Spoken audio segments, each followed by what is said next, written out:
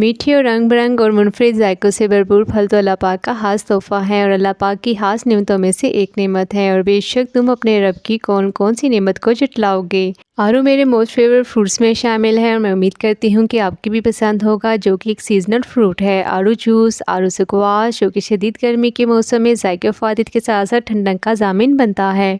और पर्सनली मैं समझती हूँ कि आड़ूस में जो जो सीजनल फ्रूट्स होते हैं उनका जूस, उनका स्क्वाश घर बनाएं, जो कि बाहर से मिलने वाले महंगे महंगे जूस जिनमें बेइंतहा शुगर, कलर, फ्लेवर और स्क्रीन का इस्तेमाल किया जाता है, जो कि आपकी सेहत के लिए बहुत ही ज़्यादा मुज़र है। इनके इस्तेमाल से कई गुना बेहतर है कि आप घर का फ्रेश जूस पिएं, जो कि 100% प्योरिटी के साथ साथ आपकी सेहत की भी गारंटी का ज़ामिन है। अच्छा, अगर हम आड़ू की बात करें तो जब मैंने लास्ट टाइम आड़ू स्क्वाश यानी कि पीच स्क्वाश की वीडियो अपलोड की थी, जिसे बहुत ही ज़्यादा पसंद किया गया था, मैं आड़ू की इफ़ादत के बारे में इन डिटेल बताया था कि किस कदर आड़ू हमारी सेहत के लिए बेनिफिशियल है, हमारी स्किन हेल्थ के लिए, हमारी हार्ट हेल्थ के लिए, इम्यूनिटी सिस्टम को बूस्ट करना वगैरह वगैरह। तो अगर आपने मेरी पीच स्क्वाश की वीडियो नहीं देखी तो मैं उसका डिस्क्रिप्शन में लिंक दे दूँगी, तो अगर आपकी मर्ज़ी हो तो आप इस वीडियो को भी चेक कर सकते हैं। आप सबके सब्र के लिए बेइंतहा शुक्रिया, लेकिन ये सब कुछ बताना मैंने बहुत अहम समझा। अब आते हैं अपने मेन टॉपिक की तरफ। जी, तो आड़ू को वैसे खाना, आड़ू का जूस बना के पी लेना तो ठीक है, क्या कभी आपने आड़ू की स्वीट डिश को ट्राई किया? अगर नहीं किया तो ये वीडियो आपके लिए है, और अगर आपने ट्राई किया तो अपना एक्सपीरियंस मेरे साथ ज़रूर शेयर करिएगा। इंतहाई मज़ेदार और बनाने में इतनी आसान कि आप हैरान रह जाएंगे। सिर्फ़ और सिर्फ 3 इंग्रेडिएंट्स का इस्तेमाल और ज़बरदस्त स्वीट डिश रेडी। मैंने इन दिनों में तीसरी दफ़ा इसको बना लिया है और बहुत ज़्यादा पसंद की गई, तो मैंने सोचा मैं क्यों ना इसको रिकॉर्ड करके आपके साथ भी ये रेसिपी शेयर कर दूँ। जी, तो व्यूअर्स कॉर्नर में आप सबका वेलकम करती हूँ। उम्मीद करती हूँ कि सब खैरियत से होंगे। अल्लाह पाक आप सबके इल्म और रिस्क में वसी इजाफ़ा फरमाएँ और आप सबको सुकून ने कल्ब अता फरमाएँ। रेसिपी की तरफ बढ़ते हैं, बिस्मिल्लाह पढ़ते हैं। यहाँ पर मैंने प्यारे जायके मिठास से भरपूर आड़ू ले लिए हैं, जो कि तकरीबन 1 kg हैं, जिन्हें अच्छे से वॉश करने के बाद डिफरेंट स्टाइल में उनकी कटिंग कर ली है। और साथ ही मैंने यहाँ पे आड़ू की स्मूथी रेडी कर ली है और आड़ू को यहाँ पे मैंने एक मिल्क के साथ अच्छे से ब्लेंड करके और सेकेंडली सिंपली आड़ू को हस्ब ज़रूरत शुगर डाल के अच्छे से ब्लेंड कर लिया है। जी, तो अब हम कस्टर्ड रेडी कर लेते हैं, जो कि बिल्कुल होममेड होगा, यानी कि मार्केट से मिलने वाले कस्टर्ड का मैं इस्तेमाल नहीं करने वाली। इसके लिए सिंपली मैंने हाफ kg मिल्क लिया है, जो कि फुल क्रीमी है, और उसमें 2 टेबलस्पून कॉर्नफ्लोर का इस्तेमाल किया और साथ ही यहाँ पे जो पीच की स्मूथी रेडी की थी वो डाली।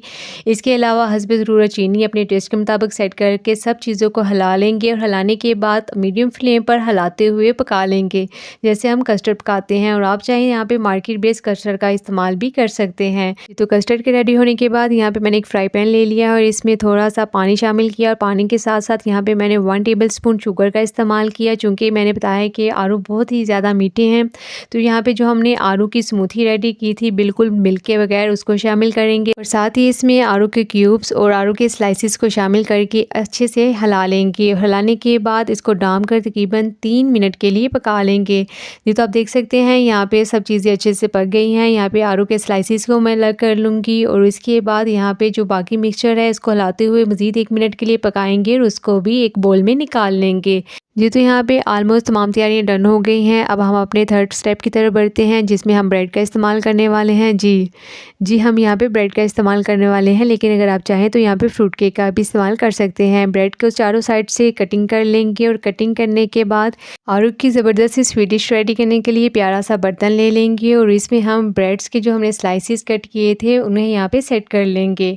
सेट करने के बाद जो हमने स्मूथी रेडी की थी मिल्क और पीच की, यानी कि आड़ू की हस्ब ज़रूरत शुगर डाल के अपने टेस्ट के मुताबिक मिठास डाल के उसको हम इसके ऊपर सेट कर लेंगे। साथ ही यहाँ पे हमें स्क्वाश के साथ पीच के जो स्लाइसिस रेडी किए थे उनसे हम कस्टर्ड को डेकोर कर लेंगे और डेकोर करने के बाद हम यहाँ पे कस्टर्ड को शामिल कर लेंगे।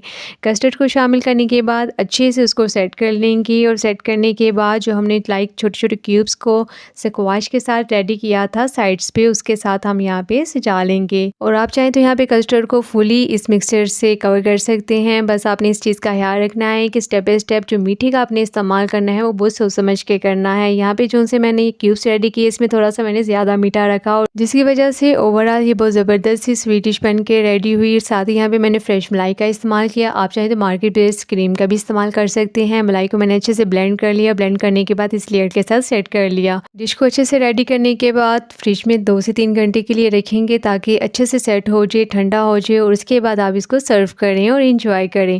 میں امید کرتی ہوں کہ آپ کو یہ ریسپی بہت پسند آئے گی۔ ٹرائی کرنے کے بعد فیڈ بیک دینا نہ بھولیے گا، اور اگر آپ زیئرس کارنر میں نیو ہیں تو زیئرس کارنر کو سبسکرائب کر لیے، بیل آئیکن کو آن کر لیجئے تاکہ آپ کو لیٹسٹ ویڈیو کی نوٹیفیکیشن ملتے رہیں۔ ملتے ہیں نیکسٹ زبردست سی ریسپی کے ساتھ، تب تک کے لیے دعا میں یاد رکھیے گا۔ اللہ حافظ۔